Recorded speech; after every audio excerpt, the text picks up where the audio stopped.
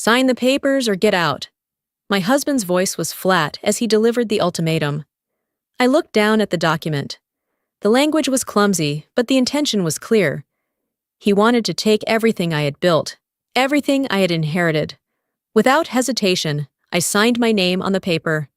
The very next day, my husband called, his voice trembling. I am Victoria Harrington. My marriage began to crack on a Tuesday afternoon, when I was home sick with a cold, wrapped in a cashmere blanket on the sofa, my laptop open beside me. Blake, my husband, had left early for what he called an important negotiation downtown, wearing the charcoal Armani suit I had bought for him. He kissed my forehead tenderly and disappeared. Around noon, the mail arrived. Normally, Blake intercepted it immediately. He had told me he was waiting for sensitive contracts. But today, he wasn't there. I flipped through the stack of papers, catalogs, bills, advertisements, and then a thick envelope from American Express. The black card account. I was the primary card holder. Blake was only an authorized user. The envelope felt too heavy for ordinary charges. I opened it. 6 pages listing itemized purchases. I sat down at the kitchen table, my hands suddenly shaking. Sapphire Club, Las Vegas, $1,200. Caesar's Palace, suite upgrade, $1,800. Rolex Boutique, Las Vegas, $12,500. Delta Airlines, first class, 2 Miami-Vegas tickets, $3,400. Delano Hotel Miami, penthouse suite, $2,800.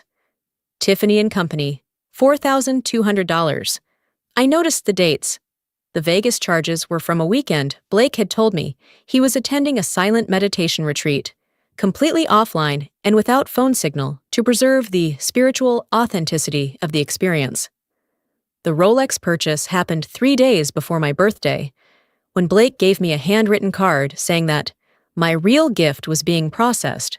Shipping was delayed. The Miami hotel bill was for the upcoming weekend. There were 2 guests checked in. My vision blurred. I logged into my bank account on the laptop with trembling fingers. I checked our joint account, the account I deposited money into for household expenses. In 2 years of marriage, Blake Donovan had not contributed a single cent. I checked the cash withdrawals, small amounts, ATM fees at nightclubs, and casinos scattered across the statements. I heard the garage door open. Blake walked in, cheeks flushed, tie loosened. Victoria, great news! The meeting was incredible! They're talking 7 figures, babe. This could be... He stopped mid-sentence when he saw my face, when he saw the 6 pages of credit card statements spread across the kitchen counter. What's this? He asked cautiously. This, I said, tapping one finger on the Rolex charge, is your 7-figure investment. Who's wearing it, Blake? Because it's not on my wrist.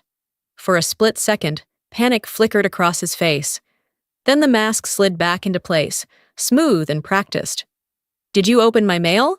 He said, his tone turning indignant. That's a federal crime, Victoria. This is my account, I said, my voice rising. I pay for it. Who did you take to Vegas?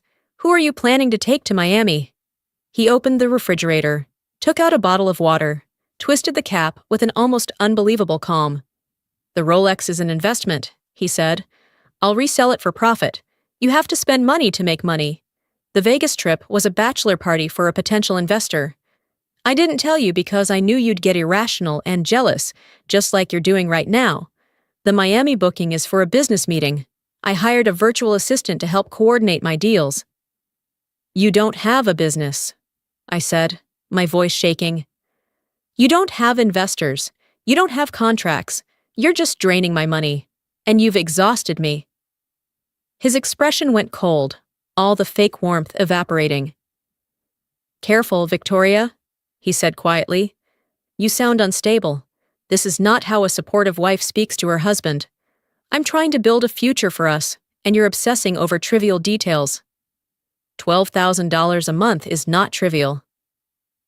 It is for people with vision, he snapped. Maybe that's the real problem with you. You're an interior designer, not a business person. You think small.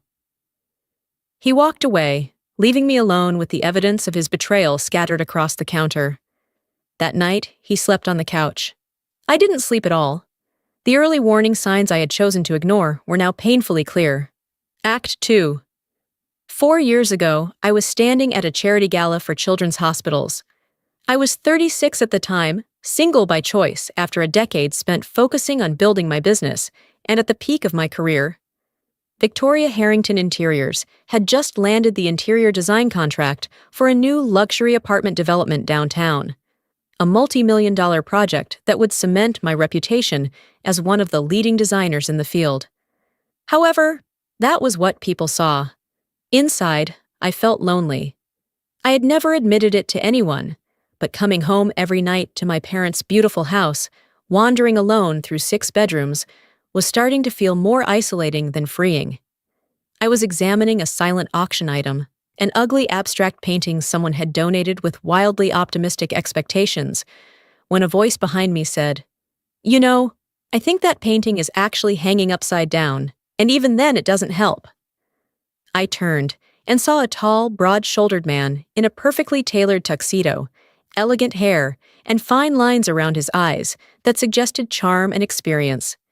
He looked like he had stepped out of a luxury watch advertisement. "It's meant to evoke emotional dissonance," I replied, smiling despite myself. "It's giving me a headache," he shot back, holding out his hand.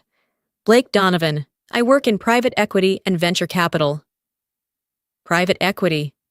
A conveniently vague concept that could mean many things, or absolutely nothing at all. "Victoria Harrington," I said, shaking his hand. His eyebrows lifted in what seemed like genuine recognition. "Victoria Harrington? The designer who turned that rundown warehouse into an art gallery complex? I admire your work greatly. You have an incredible eye." He knew my work. He complimented my skill and vision, not just my looks. That was the first strike, perfectly baited. We spent the rest of the evening talking. He was attentive, witty, and knowledgeable. He spoke about his time in Asia, his portfolio of promising startups, and his passion for vintage cars. He made me feel interesting, seen, and intellectually valued. When the bar tab arrived later at the hotel lounge, he theatrically patted his pockets. "I'm so embarrassed," he said, genuinely flustered. "I changed jackets at the last minute and left my wallet behind, Victoria. I'm truly mortified." "It's fine," I reassured him, handing my credit card to the bartender. "It happens." "No, it's not fine," he insisted, taking my hand in both of his. "Let me make it up to you. Dinner tomorrow night? That French place in Brickell? My treat." Of course I said yes. He was handsome, successful, and clearly interested in me. The next 3 months were a carefully staged romance that I now recognize as classic predation. Flowers were delivered to my office every Monday without fail. Surprise weekend trips to Key West, with him driving my car because the Porsche he'd taken me out in the first time was in the shop waiting for parts. Long late-night texts telling me I was the most captivating woman he had ever met. He remembered the wine I liked, knew how I took my coffee, and seemed genuinely invested in the challenges of my business. By the 4th month, he said one evening on my patio, looking out over the pool at sunset, "Why maintain 2 households when we're together every night anyway? Victoria, I want to take care of you. You've worked so hard for so long. You deserve a partner to share the burden." He would shoulder his share of the responsibility. Those words should have set off alarms, but I was too intoxicated by the illusion of partnership to see the scheme hidden beneath it. When I suggested we keep our finances separate and consult my financial advisor before merging any accounts, his expression changed, just for a moment, from warmth to wounded. "Love, why do we need lawyers and accountants involved?" he asked, his voice dropping into a hurt whisper. "Wouldn't that ruin the romance of what we're building? I trust you completely. Don't you trust me?" "I do trust you, but this is just practical." "I have substantial assets," he cut in smoothly. "Stock portfolios, cryptocurrency, several international investments. They're all temporarily tied up in a liquidity event. But once that clears, I'll buy you a villa in Tuscany. Can't we just enjoy being together without all this red tape? He made me feel petty for wanting to protect my assets, as if I were the one benefiting from this marriage, not him. So I stopped asking questions. I added him as an authorized user on one of my credit cards for household expenses and emergencies only. Household expenses somehow included designer suits and golf club memberships. Emergencies apparently meant ordering drinks at nightclubs. I let him turn my living room into a home. Office because he needed a conducive environment for high-level trading and contract negotiations. I ignored the warning signs because the illusion was too comfortable, and admitting I'd been deceived meant admitting I'd been foolish. The truth revealed itself the way truth usually does, through written evidence that could no longer be ignored. My email inbox chimed. A message from Lauren, my executive assistant, and the person I was closest to at work. She wrote, "The forensic accountant has completed the deep investigation. You were right about everything. It's actually worse than you thought. The report has been compiled and is ready to send to Rebecca whenever you give the signal." Seeing me stay silent, she gently asked, "Are you okay?" "Blake called the office this morning asking about your schedule.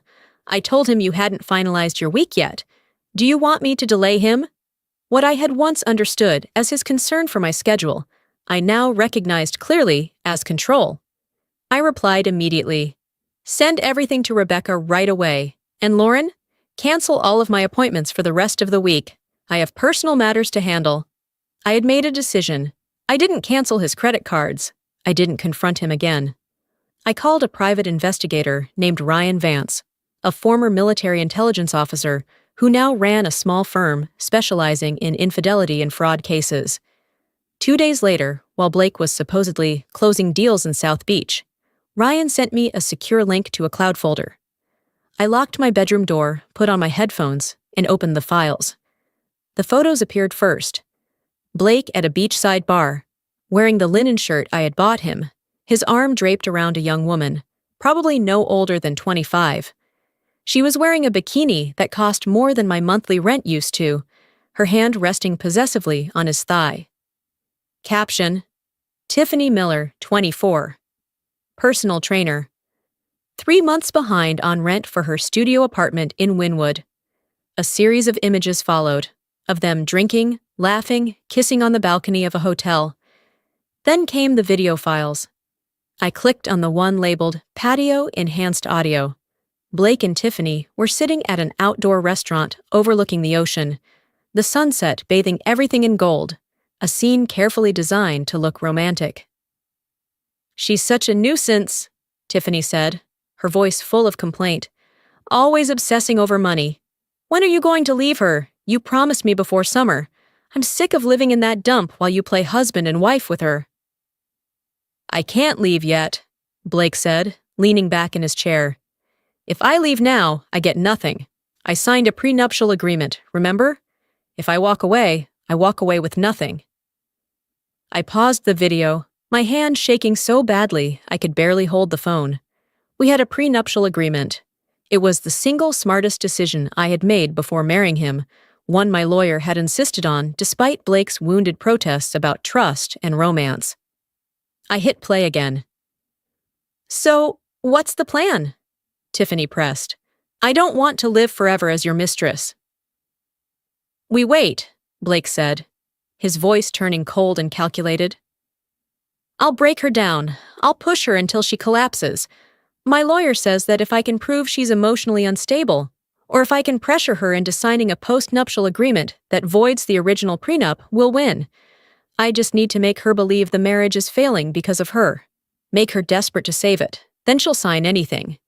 He lifted his glass and stirred the ice. "Women like Victoria, successful, older, afraid of being alone. They'll pay any price to keep a man around. A few more months of threatening to leave, being distant, making her feel worthless, and she'll hand over the house and the business just to prove I'll stay. Then we file for divorce anyway, take everything, and kick that old hag out of the house." I yanked the headphones off and threw them onto the floor. That miserable old hag. break her down, make her feel worthless. I sat there in my office, in the business I had built, in the house my parents had entrusted to me, and felt something shift inside me. The pain and betrayal crystallized into something harder, sharper, more dangerous. I was no longer just a wife. I was a target, a mark, a con. And Blake Donovan had made a fatal mistake in underestimating exactly who he was trying to destroy. When I finally steadied myself, I called the only person who could help me now. "Rebecca, this is Victoria Harrington. I need you. And I need you to be the shark everyone says you are and help me destroy the man who thought I was weak." There was a brief pause. Then she replied, "I've been waiting for this call. Come to my office tomorrow morning. Bring everything you have." Rebecca Langford's office was on the 40th floor of a glittering tower downtown, a space whose monthly rent was higher than most people's mortgage payments. When I walked in the morning, after discovering Blake's betrayal, I was no longer the broken woman who had listened to her husband plot to destroy her life. I was the founder and CEO of a multi-million-dollar company, and I was ready for war. Rebecca met me in her private office, with floor-to-ceiling windows offering a sweeping view of the city. She was in her early 50s, dressed sharply in a navy suit, dark hair pulled into a neat bun, sharp eyes that missed nothing. I laid out the evidence: the investigators' photos and videos, the credit card statements, the bank records showing how Blake had drained my finances over 4 years. She reviewed everything in silence, occasionally making notes with a red pen. Finally, she looked up. "He's sloppy," she said. "Greedy and sloppy. The affair alone would be grounds for divorce, with you keeping everything protected by the prenuptial agreement. But he wants more than that, doesn't he?" "I want him to feel what I felt," I said. "I want him to believe he's won. I want him confident enough not to see the trap until it's too late." Rebecca smiled. A cold, professional smile that told me I'd come to the right person. "Then we need to talk about the Harrington Family Trust." My heart started to race. 2 years ago, when we restructured your assets for tax purposes, we transferred the house and most of your liquid assets into the Harrington Family Trust. Do you remember signing those documents? I vaguely did. It had been during a meeting about minimizing tax liability and protecting my assets from potential business risks. "The house is no longer in your name, Victoria. It's owned by the trust. You are the sole beneficiary and trustee, which means you control it completely, but legally, you are not the personal owner." Understanding began to dawn. That means, Rebecca continued, when Blake pressures you to sign over the house, technically you'll be signing over something you do not personally own. The trust is the owner. And do you remember the spousal waiver Blake signed 2 years ago? I did. A meeting room, Blake scrolling on his phone, while a legal assistant slid documents across the table. "He signed a waiver acknowledging the trust," I said slowly. "He signed a legal document confirming that he understood the house, and your business interests were being placed into a family trust, of which you are the sole beneficiary, and that he waived any claim to those assets." Rebecca's eyes lit up. "He acknowledged, under oath and before a notary, that he has no ownership interest in the assets held by the trust." "He doesn't know this," I said. "He doesn't know anything. He sees the house he lives in and assumes it's in your name. He thinks if he can pressure you into signing a post-nuptial agreement, he can take it. But you cannot transfer what you do not own." I leaned back, my mind spinning with the implications. "So if I sign his post-nuptial agreement, your agreement to transfer assets you have no authority to transfer is meaningless. But if Blake then attempts to claim ownership, tries to take possession, or uses the house as collateral, he is attempting to defraud the trust. Combined with evidence of his affair and his extortion, threatening you to sign under pressure, we have grounds for criminal charges, not just divorce. What do we need to do to make this happen?" "We let him win," Rebecca said. "We let him think he's broken you. You sign his papers, you leave, and then we watch him try to seize assets you never had the right to give him.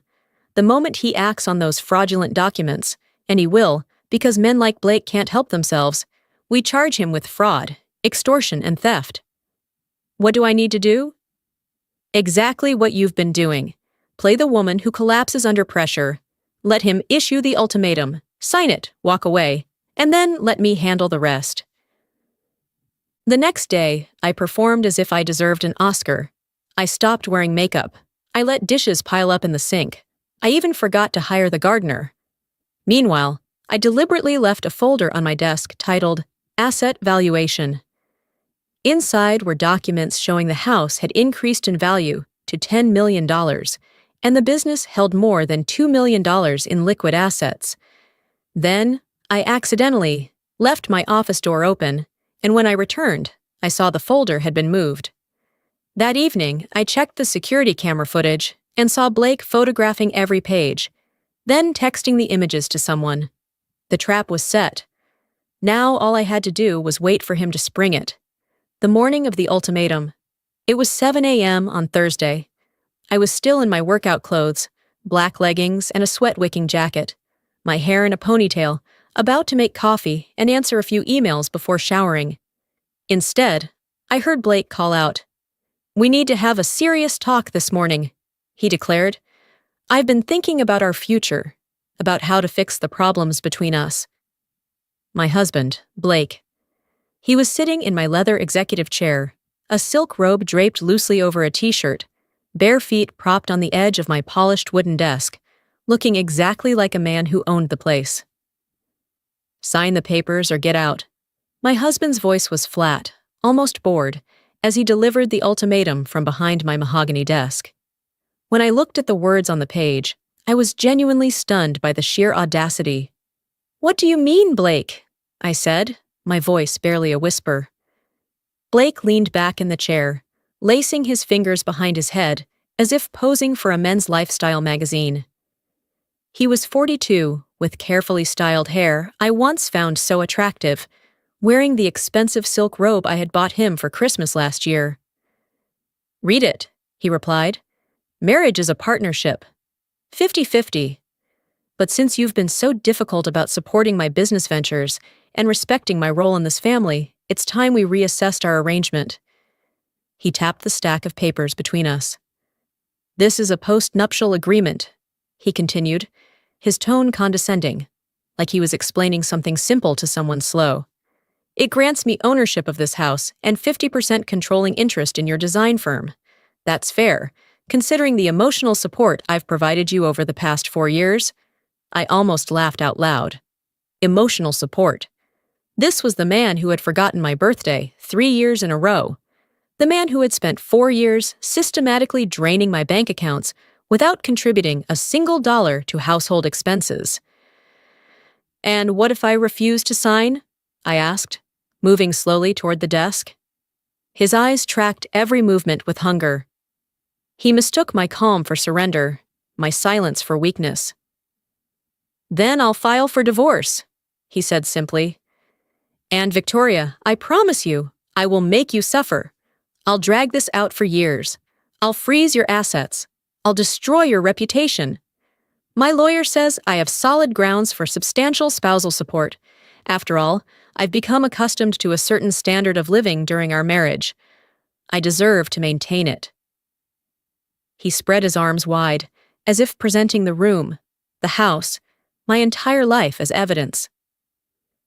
"But if you sign this," he continued, his voice dropping into the same seductive tone he used when he first pursued me, "we stay married. We work things out together. I just need security, sweetheart. I need to know my future is protected." Security.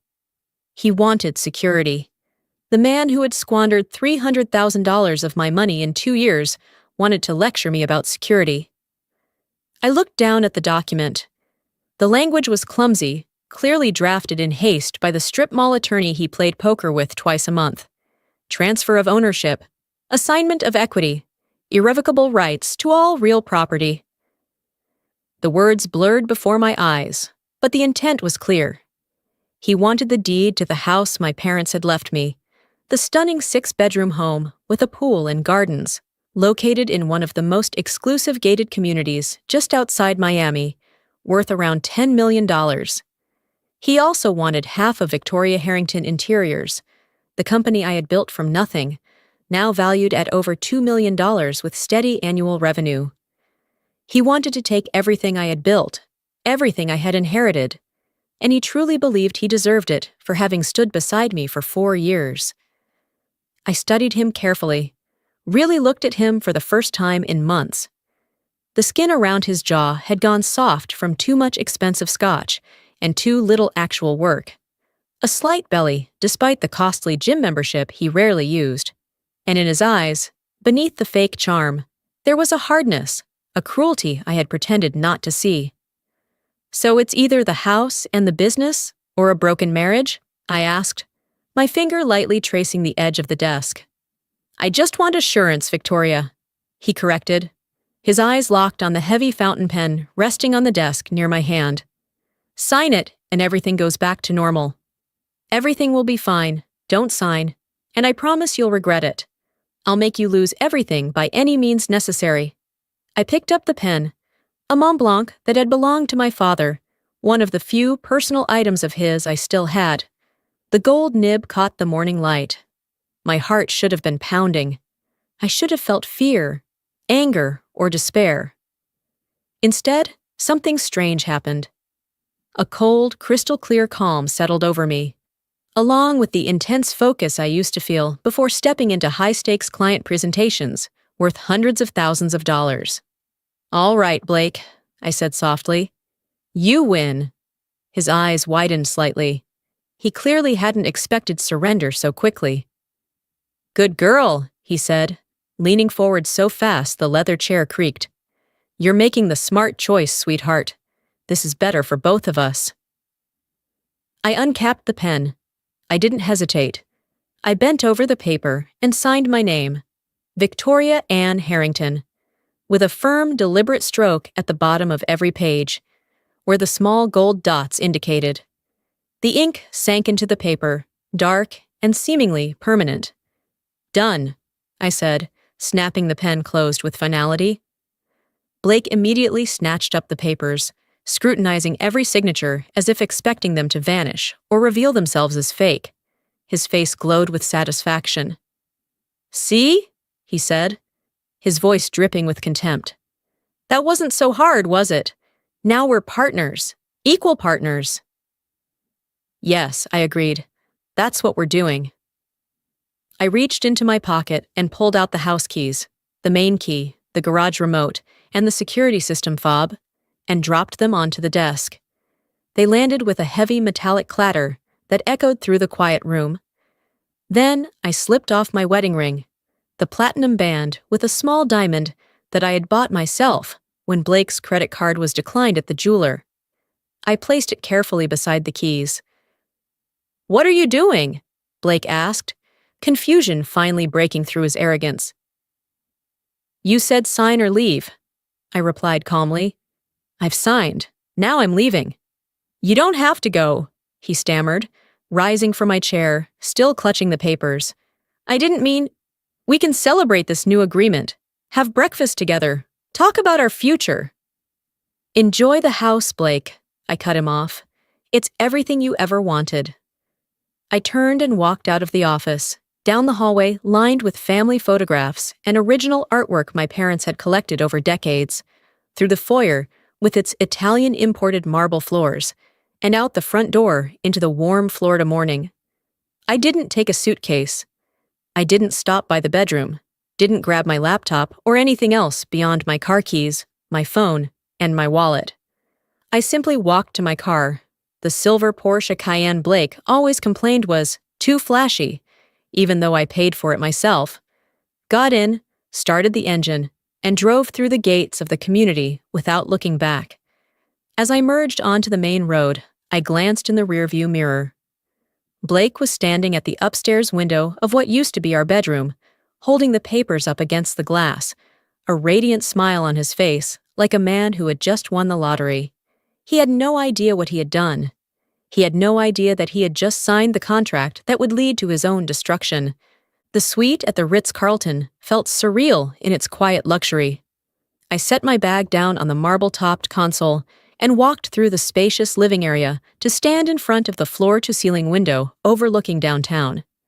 The city stretched out beneath me in all its chaotic splendor. Glass skyscrapers reflecting the morning sun, highways already choked with traffic. I should have been crying.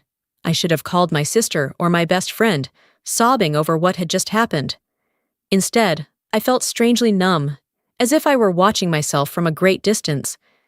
I had just left my home, left my marriage, left everything that, on paper, represented my entire net worth.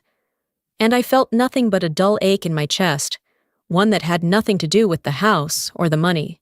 It was grief for the love and time I had lost.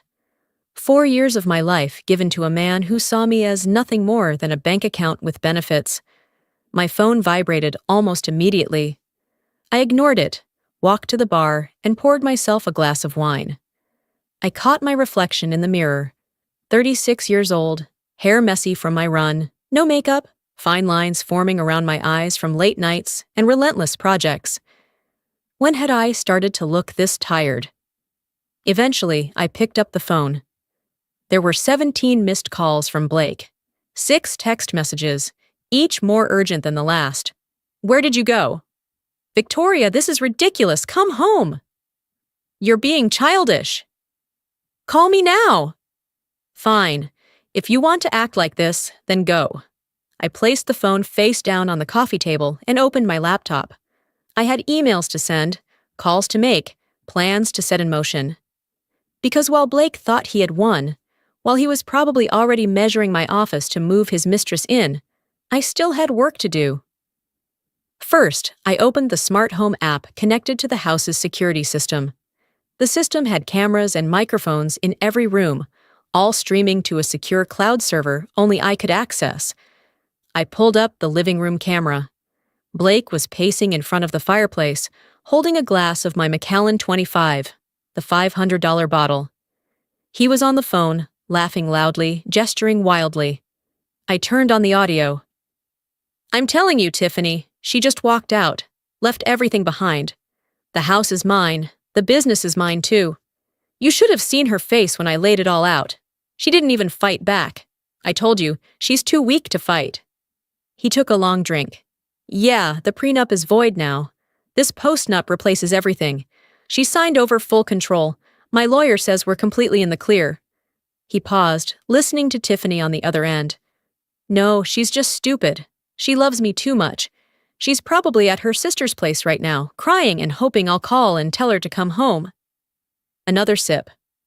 "I just scored $7 million with a single threat." I turned off the app. I had heard enough. I drove straight to Rebecca's office. "He took the bait," I said. "The papers are signed." "Excellent," she replied, already reaching for her phone. "I'll initiate eviction proceedings immediately. From this moment on, Blake Donovan is trespassing on trust property. I'll also freeze the joint accounts and notify his company that he no longer has access to the premises or the records." "He's at the house," I said.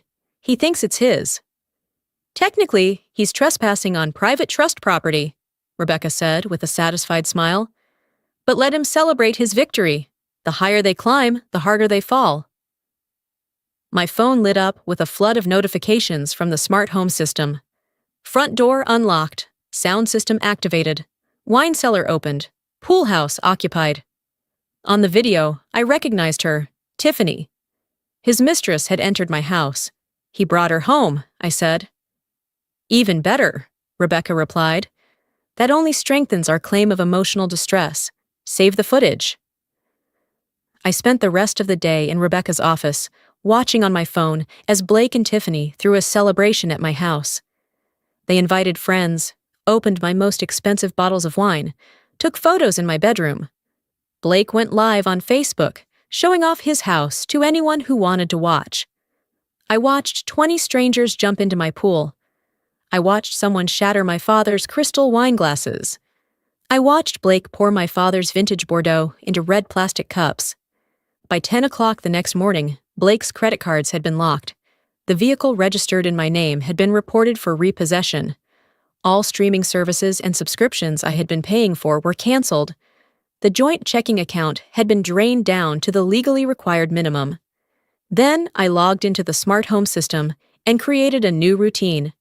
Turn off all lights in the house, lock all exterior doors, disable garage access, remove Blake Donovan from the list of authorized users. I pressed execute. On my phone screen, I watched the party come to an abrupt halt as the house went dark and the doors locked tight.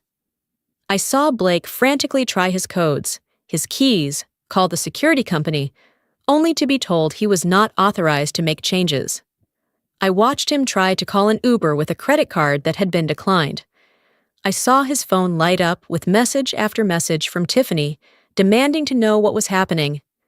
Then I turned off the feed and slept better than I had in years. The morning everything ended for Blake began with a knock on the door of my house. The house where he had spent the night outside, because he had nowhere else to go after being locked out. The process server handed him a thick envelope, an eviction notice from the Harrington Family Trust, a restraining order signed by Judge Harmon, and documents proving that every asset he thought he had gained control of had never belonged to him. I watched on the security camera as Blake's face drained of color while he read the papers. I watched him call his lawyer, watched them argue, and watched his lawyer explain that Blake had signed a spousal waiver 2 years earlier, explicitly stating he had no claim to trust assets. By noon, the police had been called. Deputy Wilder, who had known my family for 20 years, stood at the entrance to my house reading the legal documents while Blake tried to plead his case. "Sir, according to these documents, you do not reside here," the deputy said. "You have 30 minutes to collect personal belongings. After that, if you return, you will be arrested for trespassing." "This is my house," Blake shouted. "She signed it over to me." "She signed over property she did not own," Deputy Wilder said. "That was when I arrived. I drove up in the Porsche, Rebecca in the passenger seat. When I saw the look on Blake's face, it almost made up for 4 years of pain. "Victoria," he said, his voice suddenly desperate. "Please." "This is a misunderstanding. Tell them we're married. Tell them I live here." I removed my sunglasses and looked him straight in the face, the man who had thought he could break me, con me, discard me like trash. "We are married, Blake," I said calmly. "For now. But you are trespassing on trust property. Deputy Wilder is here to escort you off the premises. You have 30 minutes. "Where am I supposed to go?" he asked, and for the first time I heard real fear in his voice. "Victoria, we're husband and wife." Rebecca stepped forward with a file in her hands. "Mr. Donovan, you have been served divorce papers on the grounds of infidelity and fraud. The restraining order prohibits you from contacting Miss Harrington or approaching any property owned by the Harrington Family Trust. Violation will result in immediate arrest." Blake looked between us, finally realizing he had been played from the very beginning. "You planned this," he said. "You let me think I'd won." "I didn't plan anything," I corrected. "You did. I just documented it." Wilder escorted him inside. 30 minutes later, Blake emerged with 2 garbage bags of clothes and a tub of protein powder. Everything else, the designer suits I had bought, the electronics, the expensive watch he'd purchased with my card, stayed behind. Blake's mother arrived in her old beat-up Honda, the car I had bought for her in the first year of our marriage. I watched them drive away, then turned and walked back into the house. It reeked of stale beer and cheap perfume. My cream-colored carpet was stained with red wine. The patio furniture was scorched with cigarette burns. Trash was scattered everywhere. But it was mine. Finally, completely, and legally mine. I stood in the middle of the living room and felt something I hadn't felt in 4 years. Freedom. 6 months later, I stood in a courtroom and watched Blake be sentenced to 18 months in prison for fraud and ordered to repay the money he had stolen, a debt he would never be able to pay. Tiffany tried to pawn my jewelry and was arrested. She immediately turned on Blake, providing testimony about his plan to defraud me. The divorce was finalized. Blake walked away with nothing. No money, no property, no second chances. I kept everything: the business, the house, my self-respect. That evening, I hosted a dinner party at the estate. Rebecca was there, along with Lauren and a few other friends who had stood by me through the worst of it. We ate on my mother's china, drank fine wine, and laughed in a home that finally felt warm again. We raised our glasses, and I looked around at the faces of the people who truly deserved a seat at my table, not by marriage, blood, or proximity, but by loyalty, competence, and genuine care. After that night, I chose a small village perched on the hills of Valdaorcia, where silvery olive fields shimmered under the autumn sun, and red dirt roads wound like the faded ribbons of time. The stone house I rented had just 3 rooms, windows opening onto misty morning valleys, the scent of bay leaves and damp earth drifting in whenever the wind shifted. I brought no schedule, no urgent work calls, no notifications from Lauren, no messages from the past. Just a small suitcase, a few old books, and the film camera my father used to photograph my mother on their long-ago trips. Each morning, I woke before dawn, had a chance to blush the sky. I made coffee in an old Italian mocha pot, sat on the cold stone steps, listened to the rustle of leaves and the slow tolling of distant church bells. I stopped checking my phone. I simply watched clouds drift lazily across the deep blue sky, and for the first time in many years, I breathed without feeling my chest tighten. One late autumn evening, as sunset set the entire valley ablaze in red, and the air carried the scent of smoke from the first fireplaces of winter, I stood on the highest hill in the village, cool wind moving through my hair, now grown long again. Below me, the first lights of the houses shimmered like stars fallen to earth. I spread my arms, letting the wind slip through my fingers, through the thin wool of my sweater, through the heart that had once curled in on itself in fear. And I knew, deep in my chest, that true peace had finally arrived. I was no longer a woman running from loneliness into a false marriage. I was no longer a target, no longer prey. I was simply Victoria, a woman who had learned how to stand alone in a vast world, and who understood that freedom is not having no one beside you, but no longer being afraid when it's just yourself. And if you've ever stood at the edge of a life that no longer felt safe, if you've ever mistaken fear for love or silence for peace, know this: you are not weak for leaving, and you are not selfish for choosing yourself. If this story resonated with you, share it with someone who might need it tonight. Leave a comment and tell me where you're listening from.